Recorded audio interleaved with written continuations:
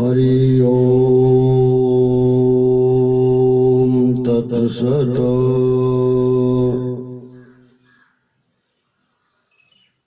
आज की कथा में गीता जी में जाति और धर्म का वर्णन है।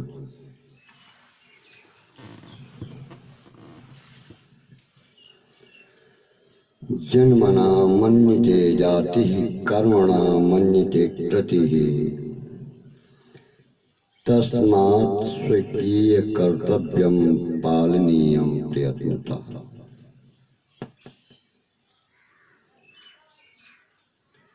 ऊंच नीच योनियों में जितने भी शरीर मिलते हैं 84 लाख योनियों के अंतर्गत वे सब गुण और कर्म के अनुसार ही प्राप्त होते हैं।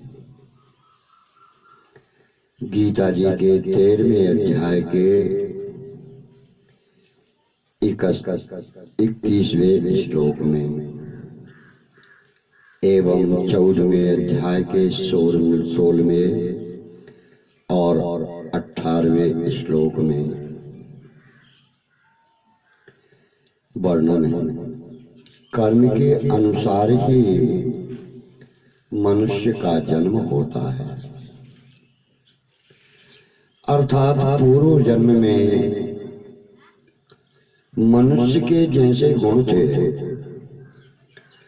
और उसने जैसे कर्म किए थे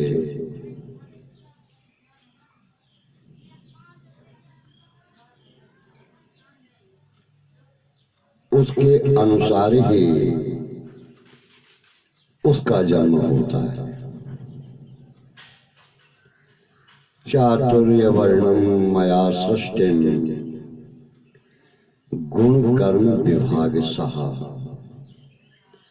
गीता जी के 4थे अध्याय के 13वें श्लोक में गीता जन्म यानी उत्पत्ति से ही जाति मानती है, यानी जो मनुष्य जिस जाति के माता पिता के यहाँ पैदा हुआ है उसी से उसकी जाति मानी जाती है। अब जाति शब्द कैसे उत्पन्न हुआ? व्याकरण के हिसाब से जनि प्रादुर्भावे धातु से बनता है जाति शब्द, इसलिए जन्म से ही जाति मानी जाती है, कर्म से नहीं। कर्म से तो कृति होती है जो किर धातु से बनती है, परंतु जाति की पूर्ण रक्षा उसके अनुसार कर्तव्य कर्म करने से ही जाति की रक्षा होती है। यानी जिस जाति का जो कर्म है, जो कर्तव्य है, उस कर्तव्य को करने से ही उस जाति की रक्षा होती है। भगवान ने गीता जी के 18वें अध्याय के 41वें श्लोक में कहा है, जन्म के अनुसार ही कर्मों का विभाग किया जाता है। मनुष्य जिस जाति में जन्मा है और शास्त्र ने उस वर्ण के लिए जिन कर्मों का विधान नियम बनाया है वे कर्म उस जाति के लिए स्वधर्म यानी अपना धर्म कहलाते हैं और उन्हीं कर्मों का जिस जाति के लिए निषेध किया है, मना किया है, और वह व्यक्ति यदि दूसरी जाति के धर्मों को अपनाता है तो उसके लिए वे परधर्म हैं, वह उसका स्वधर्म नहीं है। जैसे यज्ञ करना, कराना, दान लेना, दान देना, यह कर्म ब्राह्मणों के लिए करने को शास्त्र ने आज्ञा दी है, अतः यह ब्राह्मण का स्वधर्म है। परंतु यदि वही कर्म क्षत्रिय, वैश्य आदि करते हैं तो शास्त्र ने उनको उस कर्म का निषेध यानी मना की है। उनके लिए यह परधर्म है। स्वधर्म का यानी अपने धर्म का पालन करते हुए यदि मनुष्य मृत्यु को भी प्राप्त हो जाता है, उसकी मृत्यु हो जाती है, तो भी उसका कल्याण ही होता है। परधर्म यानी दूसरे के कर्तव्य कर्म का आचरण जन्म मृत्यु रूप भय को देने वाला है। यानी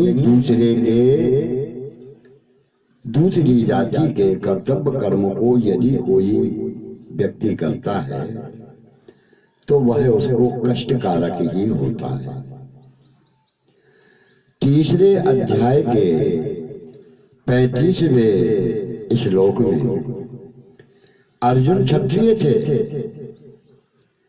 अतः युद्ध करना उनका स्वधर्म था, क्योंकि क्षत्रिय का युद्ध करना ये स्वधर्म है। इसलिए भगवान ने उनके लिए बड़े ही स्पष्ट शब्दों में कहा है, क्षत्रिय के लिए युद्ध से हटकर के और कोई कल्याणकारक काम नहीं। दूसरे अध्याय के 31वें श्लोक में कहते हैं कि अगर तू इस धर्म में युद्ध को नहीं करेगा तो तेरा जो स्वधर्म है, खुद का धर्म है, क्षत्रिय जाति का धर्म है, और तेरी जो कीर्ति है, तेरा यश है, उसको भी तू त्याग रहा है, तो इससे तुझको पाप ही प्राप्त होगा, यानी पाप ही लगेगा। दूसरे अध्याय के 33वें श्लोक में भगवान ने गीता में अपने अपने वर्ण के जाति के अनुसार कर्तव्य कर्म करने पर बहुत जोर दिया है कि निष्काम भाव से अपने अपने कर्तव्य कर्म में यानी अपना अपना कर्तव्य कर्म करो, लेकिन उसमें स्वार्थ छिपा हुआ नहीं होना चाहिए, वह निष्काम भाव से करना चाहिए।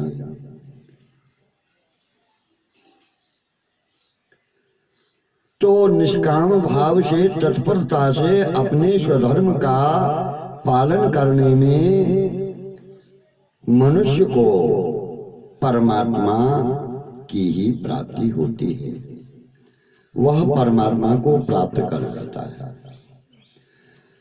गीता जी के तीसरे अध्याय के 19वें श्लोक एवं 18वें अध्याय के 45वें श्लोक में अपने कर्मों के द्वारा परमात्मा का पूजन करके यानी अब स्वधर्म का पालन करने में, अपनी जाति का कर्म करने में एक प्रकार से वह भगवान का ही पूजन होता है, और उस पूजन से उसको सिद्धि प्राप्त होती है। गीता जी के 18वें अध्याय के 40वें श्लोक में परमात्मा का पूजन पवित्र वस्तु से होता है, अपवित्र वस्तु से नहीं। अब वह पवित्र वस्तु क्या है? अपने स्वधर्म का यानी अपनी जाति के अनुसार कर्तव्य कर्म ही वह पवित्र वस्तु है। और दूसरों का जो कर्म अपने लिए शास्त्रों ने वेदों ने निषिद्ध होने से अपवित्र वस्तु कहा है। अतः अपने कर्म से परमात्मा का पूजन करने से ही कल्याण होता है।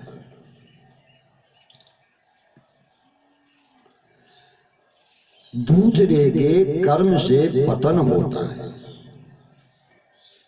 और अपने स्वधर्म के कर्म से भगवान ने अपने स्वधर्म को अपने कर्तव्य कर्म को सहज कर्म कहा है। सहज कर्म का अर्थ है कि साथ में पैदा हुआ कर्म। जैसे कोई क्षत्रिय के घर में जन्म लेता है तो क्षत्रिय के कर्म भी उसके साथ ही पैदा हुए हैं। अतः क्षत्रिय के कर्म उसके लिए सहज कर्म है। भगवान ने भी सहज स्वभावज कर्मों का विधान किया है। 18वें अध्याय के 42वें 44वें श्लोक में इन सहज स्वभावज कर्मों को करता हुआ मनुष्य पाप का भागी नहीं होता है। गीता जी के 18वें अध्याय के 47वें श्लोक में जैसे स्वतः प्राप्त हुए न्याय युक्त युद्ध में यानी अनायास ही ऐसा न्याय युक्त युद्ध करते हुए मनुष्यों की हत्या होती है, पर वह शास्त्र विहित है, यानी शास्त्र ने उसकी आज्ञा दी है न्याय युक्त युद्ध करने की, तो वह युद्ध क्षत्रिय के लिए सहज कर्म होने से क्षत्रिय को हत्या का पाप नहीं लगता। मनुष्य जिस जाति में पैदा हुआ है उसके अनुसार ही शास्त्रों के द्वारा बताया हुआ कर्तव्य कर्म करने से उस जाति की रक्षा हो जाती है और उस जाति के कर्तव्य कर्म के विपरीत कर्म करने से उस जाति में कर्म संकर होकर वर्ण संकर पैदा हो जाते हैं। भगवान ने भी अपने लिए कहा है कि यदि मैं अपने वर्ण की जाति के अनुसार कर्तव्य कर्म का पालन न करूं तो मैं वर्ण संकर पैदा करने वाले तथा संपूर्ण प्रजा का नाश यानी पतन करने वाला बनूंगा, वह दोष मुझे लग जाएगा। गीता जी के 23वें अध्याय के 23वें 24वें श्लोक में बताया है कि अतः जो मनुष्य अपने कर्म के अनुसार कर्तव्य का पालन नहीं करता वह इंद्रियों के द्वारा भोगों में रमण करने वाला यानी इंद्रिय सुख भोगने वाला, ऐश आराम करने वाला और पापमय जीवन बिताने वाला मनुष्य संसार में व्यर्थ ही जीता है। उसके जीने का कोई औचित्य नहीं। गीता जी के 3 अध्याय के 16वें श्लोक में सभी मनुष्यों को चाहिए कि वे अपने अपने कर्तव्य कर्मों के द्वारा अपनी जाति की रक्षा करें। उसके लिए 5 बातों का ख्याल रखना जरूरी है। विवाह, कन्या को लेना देना अपनी जाति में ही होना चाहिए, क्योंकि दूसरी जाति की कन्या देने से रजबीरी की विकृति के कारण उनकी संतानों में विकृति यानी वर्ण संकरता आती है। विकृत संतानों में अपने पूर्वजों के प्रति श्रद्धा नहीं होती। श्रद्धा न होने से वे उन पूर्वजों के लिए श्राद्ध तर्पण आदि नहीं करते, उनको पिंड पानी नहीं देते। कभी लोक लज्जा के कारण शर्मवश कर भी देंगे, तब भी वह श्राद्ध तर्पण पिंड पानी पितरों को प्राप्त नहीं होता। इसलिए पितर लोग अपने स्थान से हट जाते। गीता जी के पहले अध्याय के 42वें श्लोक में गीता जी कहती हैं कि जो शास्त्र विधि को, शास्त्रों के विधान को छोड़ करके मनमाने ढंग से कर्म करता है, उसे ना तो उसका अंतःकरण ही शुद्ध होता,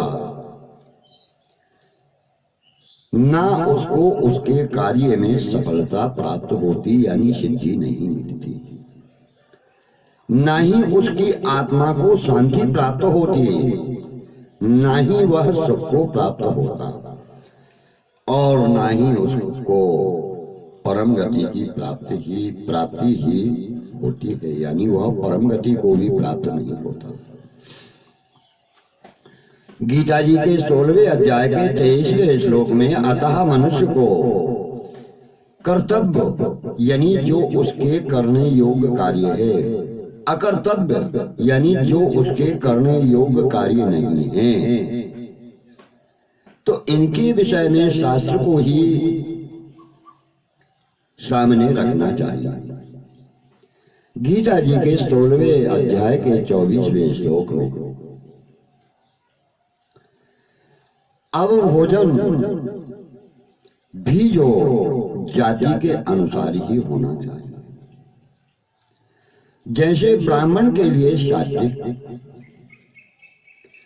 यदि हम दूसरी जाति वालों के साथ भोजन करेंगे तो वह अपनी शुद्धि तो यानी ब्राह्मण की शुद्धि तो उनमें जाएगी ही नहीं, परंतु उनकी जो अशुद्धि है वह अशुद्धि ब्राह्मण में जरूर आ जाएगा। अतः मनुष्य को अपनी जाति के अनुसार सात्विक भोजन ही करना चाहिए। आओ वेशभूषा,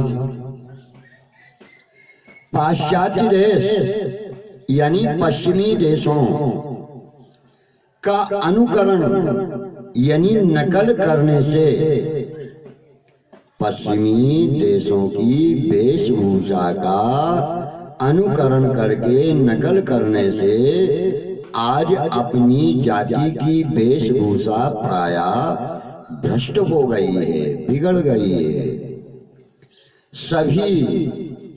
प्रायः सभी जातियों की वेशभूषा में दोष आ गया है, जिससे कौन किस जाति का है इसका कोई पता ही नहीं लगता। अतः मनुष्य को अपनी जाति के अनुसार ही वेशभूषा रखनी चाहिए। भाषा, अन्य भाषाओं को, लिपियों को सीखना दोष नहीं है, पर उनके अनुसार स्वयं भी वैसा बन जाना, उस भाषा में ढल जाना, हमेशा उस भाषा का ही उपयोग करना, यह बड़ा भारी दोष है। जैसे कोई भी भाषा ले ली जाए, अंग्रेजी सीख करके अपनी वेशभूषा, खान पान, रहन सहन अंग्रेजों की तरह बना लेना, उस भाषा को लेना नहीं है, प्रत्युत अपने अपने को खो देना है। यानी जो तुम्हारी भाषा की गरिमा थी, जो तुम्हारे संस्कार थे, उनको तुमने खो दिया। अपनी वेशभूषा, खान पान, रहन सहन वैसे का वैसा उसी प्रकार रखना। अंग्रेजी सीखना, अंग्रेजी भाषा को लिपि को ग्रहण कर लेना। अतः अन्य भाषाओं का ज्ञान होने पर भी बोलचाल अपनी भाषा में ही होना चाहिए।